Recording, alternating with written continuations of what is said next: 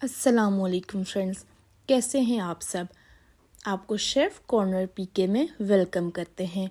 आज जो मैं आपके साथ रेसिपी शेयर करने जा रही हूँ वो है चिकन मलाई बोटी की रेसिपी ग्रेवी के साथ।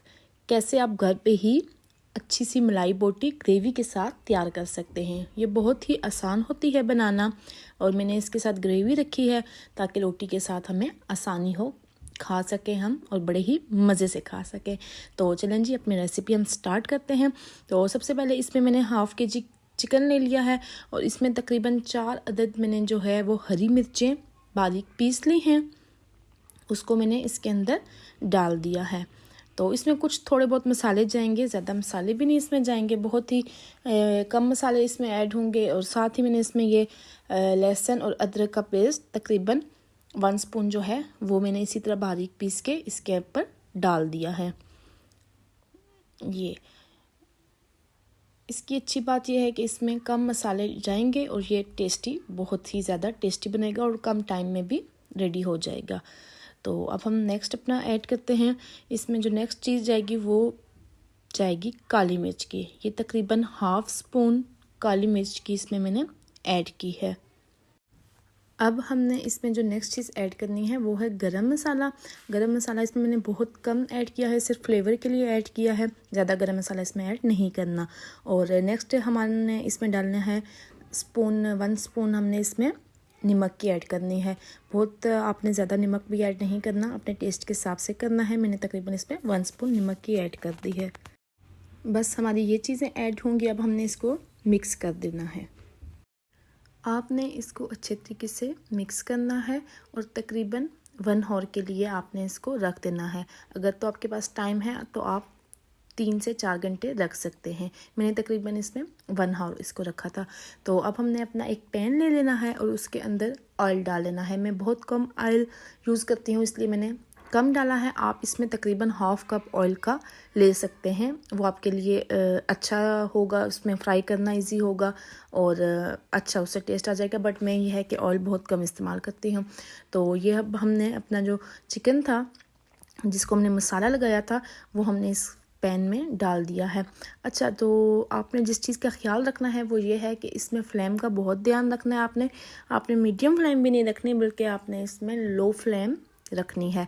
उससे ये होगा कि आपका इसी फ्लेम में आपने कोई वाटर वगैरह ऐड कुछ नहीं करेंगे और कोई वेट वगैरह नहीं लगाएंगे और आपका इसी में फ्राई हो जाएगा चिकन और साथ में चिकन गल भी जाएगा। तो ये फिर इजी हो जाएगा आपके लिए। तो उससे टेस्ट ये है कि आपका अच्छा आएगा। जब इसमें कोई भी ऐसे ही है कि पानी वगैरह ऐड नहीं होगा ना, तो इसका टेस्ट बड़े मज़े का आता है। फिर अगर पानी ऐड हो जाए तो फिर इसकी वो बात नहीं रहती। इसलिए हम लोगों ने इसको लो फ्लेम पे पकाना है ताकि ये अच्छे तरीके से गल जाए। ये मैंने थोड़ा कम ऑयल यूज़ किया, इस वजह से थोड़ा से इसको फ्राई करना डिफ़िकल्ट हो जाता है। बट आपकी अपनी चॉइस है, अगर आपने ज़्यादा ऑयल करना है तो आप कर सकते हैं। अब हमने इसको अच्छे तरीके से फ्राई कर रहे हैं। ये देखें, ये अपना कलर चेंज करना स्टार्ट हो गया है, इसका मतलब है कि ये फ्राई होना स्टार्ट हो गया है। तो आपने इसकी फ्राई पे काफ़ी ध्यान देना है ताकि फिर ये है कि बाद में कोई स्मेल वगैरह ना आए और अच्छे तरीके से जब चीज़ फ्राई होती है तो उसका टेस्ट भी अच्छा आता है, अदरवाइज़ उसका टेस्ट ख़राब हो जाता है अगर वो चीज़ फ्राई अच्छी ना हुई हुई हो। तो हमने इसको कम से कम 10 to 15 मिनट तो हमने इसको फ्राई करने में लगा दिए हैं। तो अब इसमें जो चीज़ ऐड होगी ये अच्छे तरीके से फ्राई हो गया। इसमें 1 स्पून खुश्क धनिया का ऐड होगा। बस इसमें फ़िलहाल अभी यही ऐड होगा। अब हमने इसको अच्छे तरीके से फिर से मिक्स कर लेना है। ये देखें, ये बहुत कम टाइम में बन जाती है और बहुत टेस्टी भी बन जाती है। थोड़ी डिफरेंट सी रेसिपी होती है। तो ये देखें जी, ये हमने इसमें खुश्क धनिया ऐड कर दिया है। अब हमने अपना मसाला इसमें तैयार कर लेना है। तो मैंने तकरीबन लिया है 1 बाउल योगर्ट कर लिया है।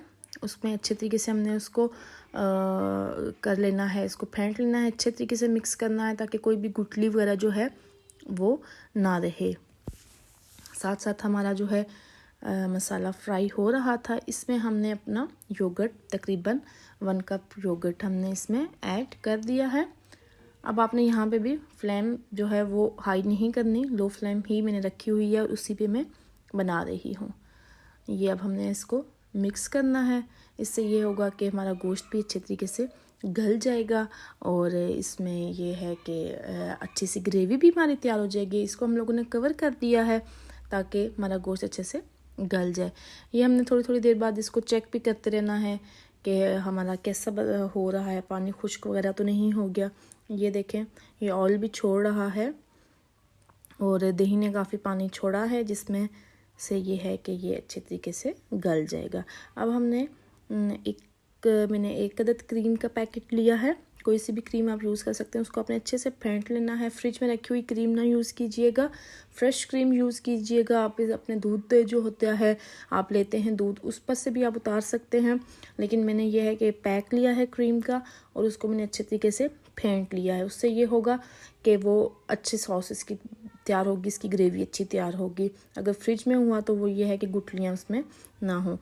ये हमारा अब जी पानी, दही वाला पानी जो है वो खुश्क हो गया है, जो दही ने पानी छोड़ा था। अब हमने इसमें 1/2 स्पून जो है वो मेथी की ऐड कर दी है। मेथी से ये होता है कि टेस्ट भी अच्छा आता है और सारा ऑयल वगैरह जो होता है वो ऊपर आ जाता है, तो वो बीच में नहीं रहता। और साथ ही हम लोगों ने इसमें 1/2 स्पून से भी थोड़ी सी कम गरम मसाले की ऐड कर दी है, काली मिर्च की ऐड कर दिया। 1/2 स्पून हमने इसमें काली मिर्च ऐड की है दोबारा यहाँ पे, ठीक है, क्योंकि इसमें बाकी तो कोई रेड मिर्च वगैरह नहीं गई। यही स्पाइसेस के लिए हमने इसमें ब्लैक पेपर डाला है और साथ में ही ग्रीन चिली डाली थी। ये अब हमने इसमें अपनी क्रीम ऐड कर दी है। ये देखें जी, क्रीम ऐसी ही होनी चाहिए, बिल्कुल जो है वो फ्रिज वाली ना हो, ताकि ये अच्छे तरीके से इसकी ग्रेवी तैयार हो। ये अब हमने इसको मिक्स कर देना है। ये हमने मिक्स किया है तो ये काफ़ी क्रीमी सी हमारी कढ़ाई तैयार हो रही है।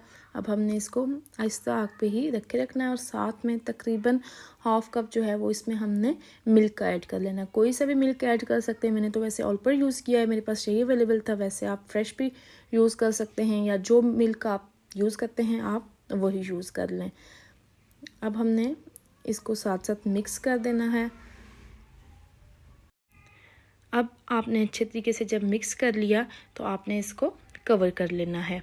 उससे ये होगा कि गोश्त जो है हमारा अच्छे तरीके से गल भी जाएगा और अच्छी सी ग्रेवी तैयार हो जाएगी। अच्छा जी, जो अब इस रेसिपी में मेन चीज़ है वो ये है कि हमने इसमें मक्खन ऐड करना है। मक्खन से बहुत अच्छा टेस्ट आता है, बहुत अच्छा फ्लेवर आता है। तो इसमें तकरीबन 2 स्पून आप मक्खन की ऐड कर लें। अगर आपके पास अवेलेबल नहीं है तो आप स्किप कर सकते हैं, नहीं तो आप इसमें ऐड करें तो इससे बहुत अच्छा टेस्ट आएगा।